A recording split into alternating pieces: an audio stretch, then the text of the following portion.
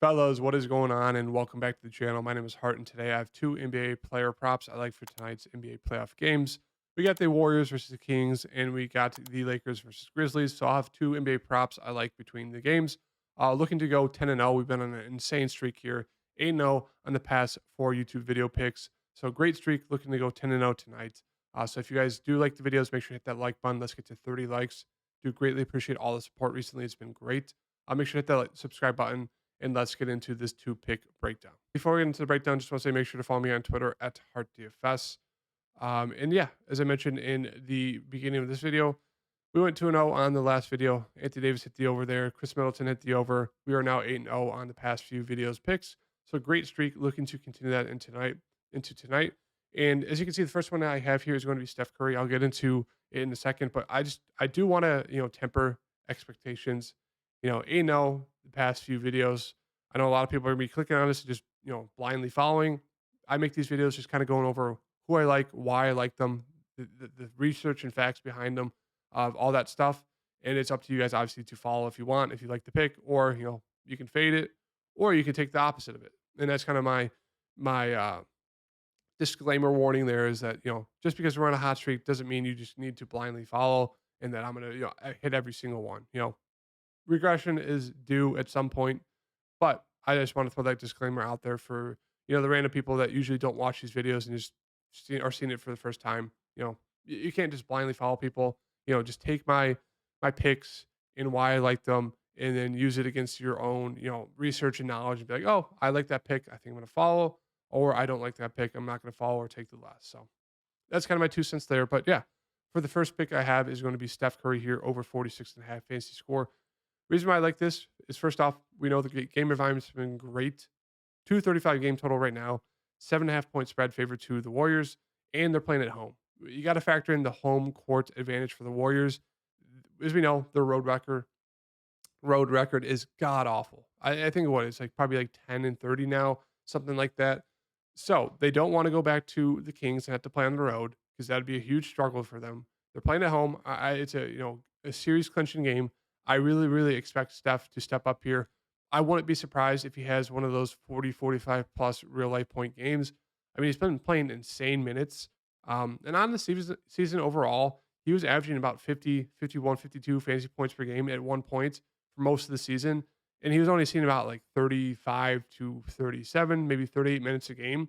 And now that he's playing 40 plus, past two games, I expect another 40 plus from him tonight in a series clinching game. He's already shooting, and he checks off all the boxes. As I mentioned, we got the game total. It's a decently close spread. He's playing 40 plus minutes. He's shooting the ball 20 plus times. He shoots a lot of threes, and he's good at getting the peripheral stats. Like he's averaging almost 6 rebounds per game on the season, a little over 6 assists per game, and almost a steal per game. And that's kind of what's failed him in these past few games. Here is just the turnovers and no steals, and that's kind of what's kept him a little bit below the line there for fantasy score. But I expect in a Warner Go home game there for the Kings for him to step up, win this game for them, win this series at home tonight. And I expect Steph to have a monster game here. Coming off a game where he did not shoot the ball great, from three. He's kind of been every other game where he's shot great from three. Good game to start series, then poor, then solid game, then poor. So I expect him to bounce back here. Shoot probably 50% or better from three. Wouldn't be surprised if he goes for like 15 plus 3-point attempts, maybe hits 7 or 8 of them.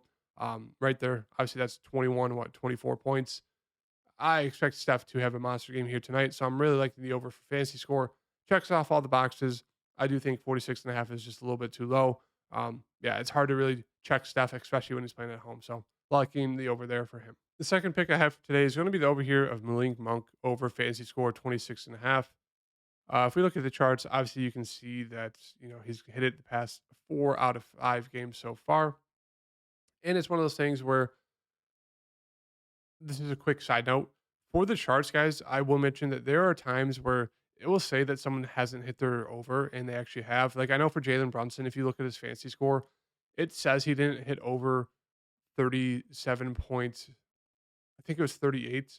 I think the line was at 38 in the last game there. And he hit like the over 37.5, but it says he doesn't hit it just because of the kind of the baseline that they have of this projected score right here. Um, was not the same. So it's like sometimes there are those situations where it will say someone hasn't hit it in a game where they actually did. And that Jalen Brunson one is kind of the standout one to me that I noticed the other day where it says if you looked at his score that he didn't hit it when he actually did. But that's besides the point. Getting back to Malik Monk here, as I mentioned, an opposite play from this game here. So we know the game environment's great. Obviously, I guess there's slight blowout risk because if Steph gets hot, the Warriors are playing at home. We know how good they are at home. If the Kings struggle to score, maybe it gets a little bit dicey. But Malik Monk has been fantastic off the bench here. A little bit of a deep dive into his profile here on DraftKings. As we can see, it's one of those things where you have to preface during the regular season the wings here for the Kings, it consisted of Barnes starting, Herter starting, and Murray starting. Monk came off the bench. And then with those starters, whoever is doing the worst of the starters, usually Harrison Barnes is pretty safe, no matter if he's doing good or bad, just because they need his size, his length. He's a decent defender. So they usually keep him out there for at least 30 minutes. But between Herter, Murray, and Monk, whoever's doing the worst of those three usually gets benched. So we've seen for a while it was Keegan Murray, or excuse me, for a while it was Kevin Herter there, especially close to the end of the season where he wasn't doing well. He was getting benched. And then more recently, especially in the first two games there, it was Keegan Murray who was getting benched there, was struggling. Now he's picking up the minutes, and it's shifted back to Herter where he's gotten in foul trouble, been limited in a few games there. But the past two games, he just hasn't been playing well, and they've been limiting him, and they've been going to Malik Monk off the bench. So that's kind of the issue there is that they will kind of limit one of these wings slash guards. Um, Harrison Barnes is usually the safest, but they will limit someone. But now that we're in the playoffs, we can see that that kind of hasn't happened for a guy like Malik Monk. He came out the first two games, was fantastic, 38, 33. And then usually if he has a bad game, like we saw that the third game there, one of nine, he usually would have played only maybe 15 minutes and he would have been in jeopardy for the following game of not playing much. That's kind of how that's kind of how the coach kind of did it throughout the regular season. But as we can see here in the playoffs, they've still played him 25 minutes. They went right back to him, 28 minutes. He did great. And then 29 minutes there. So he's playing pretty much close to 30 minutes. I wouldn't be surprised if he gets extended here a little bit just because they need his offense. They need his production off the bench. And he's been just great fantasy wise. He can get the steals.